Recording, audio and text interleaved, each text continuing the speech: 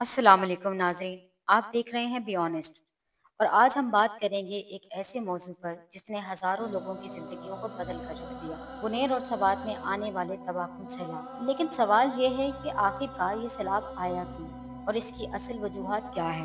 गुज़िश्ता दिनों में बुनेर और सवात के खूबसूरत वादियों को एक खौफनाक सैलाब ने अपनी लपेट में ले लिया। पहाड़ों से उतरने वाले तेज पानी ने पुल बहा दिए, सड़कें तोड़ दी, खेत खंडरात में बदल दिए और सैकड़ों खानदान बेघर हो गए। ये मंजर सिर्फ एक कुदरती आफत नहीं बल्कि एक बड़ा सवाल है। क्या ये सब सिर्फ बारिश की वजह से हुआ या इसके पीछे हमारी अपनी गलतियां भी हैं। सवात और बुनेर पहाड़ी इलाके हैं। जब मानसून की बारिशें तेज होती हैं तो पानी पहाड़ों से बड़ी शिद्दत के साथ निचली वादियों में उतरता है। आमतौर पर दरिया और नाले इस पानी को संभाल लेते हैं, लेकिन जब बारिश गैर मामूली होकर मुसलसल कई दिन तक होती रहे तो पानी का दबाव बढ़ जाता है, जो कि सैलाब की शक्ल इख्तियार कर लेता है। लेकिन नाजरीन, सिर्फ बारिश ही जिम्मेदार नहीं। असल हकीकत यह है कि हमारी अपनी इंसानी गलतियां इस तबाही को कई गुना बढ़ा देती हैं, जैसे कि जंगलात की कटाई। सवात के पहाड़ कभी घने जंगलात से ढके हुए थे। दरख्त बारिश के पानी को जमीन में जज्ब करते थे, लेकिन अब इनकी बेदरीग कटाई ने जमीन को नंगा कर दिया है। नतीजा ये है कि पानी सीधा नीचे वादियों में उतर आता है। लोग दरियाओं के बिल्कुल किनारे घर और मार्केट्स बनाकर बैठे हैं। जब पानी अपनी हद से बाहर आता है तो ये बस्तियां सबसे पहले तबाह होती हैं। नालों और छोटे दरियाओं में कचरा फेंकने की वजह से पानी का बहाव रुक जाता है और फिर जब बारिश ज्यादा होती है तो वो पानी बस्तियों की तरफ मुड़ जाता है। नाजरीन, इसकी एक और बड़ी वजह है, जैसे कि क्लाइमेट चेंज।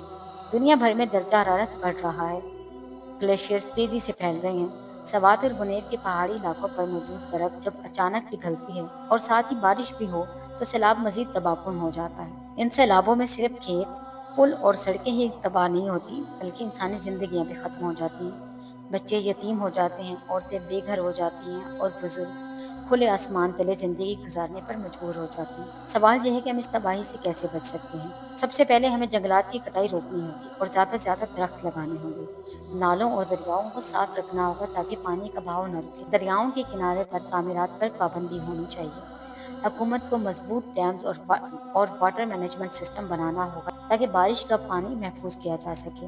और सबसे बढ़कर हमें अपनी आने वाली नस्लों के लिए माहौल की हिफाजत करना होगा। नाज़रीन, बुनेर और सवात में सैलाब की असल वजह क्लाउड बर्स्ट यानी कि बादल के फटने को भी माना जाता है। सादा अल्फाज में कुछ यूँ समझे, जब बादलों में बहुत ज्यादा नमी जमा हो जाती है और वो अचानक एक ही जगह पर बरस पड़े तो चंद मिनटों में इतनी ज्यादा बारिश हो जाती है जितनी आम तौर पर कई दिनों में होती है। ये ऐसा लगता है जैसे आसमान से पानी की बाल्टियां लेके जा रही हैं। इसको बादल फटना कहते हैं। बुनेर और सवात पहाड़ी इलाके हैं। जब यहाँ क्लाउड बर्स्ट होता है तो पानी सीधा पहाड़ों से नीचे वादियों में तेज रफ्तार लहरों की सूरत में उतरता है।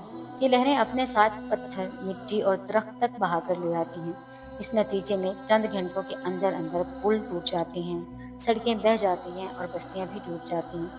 माहिरीन का कहना है कि क्लाउड बर्स्ट का ताल्लुक भी क्लाइमेट चेंज से है, क्योंकि दर्जा हरारत बढ़ने से हवा में नमी ज़्यादा जमा हो जाती है और फिर ये अचानक एक ही इलाके पर बरस जाती है। इस वजह से पहाड़ी इलाकों में ऐसे वाक़यात बढ़ रहे हैं। यानी अगर हम ये कहें कि बुनेर और सवात में आने वाले सैलाब की एक बड़ी वजह क्लाउड बर्स्ट यानी कि बादल का फटना है तो ये बिल्कुल दुरुस्त होगा। और अगर इसके साथ साथ जंगलात की कटाई, गैर मनसूबाबंदी की आबादियां और नालों की बंदिश को शामिल कर लें तो ये तबाही कई गुना बढ़ जाती है। नाजरीन, बुनेर और सवात का ये सानिया हमारे लिए एक सबक है। कुदरत के साथ खेलने की कीमत बहुत बड़ी होती है। अगर हमने आज से कदम ना उठाया तो कल मजीद तबाहियां हमारा इंतजार कर रही हैं। आपके ख्याल में हुकूमत को सबसे पहले कौन सा कदम उठाना चाहिए? कमेंट्स में अपनी राय का इजहार जरूर दें। और हाँ, वीडियोस को लाइक, शेयर और बी ऑनेस्ट को सब्सक्राइब करना ना भूलें ताकि मजीद मालूमाती और हकाइक पर मबनी वीडियोस आप तक पहुंचती रहें। शुक्रिया।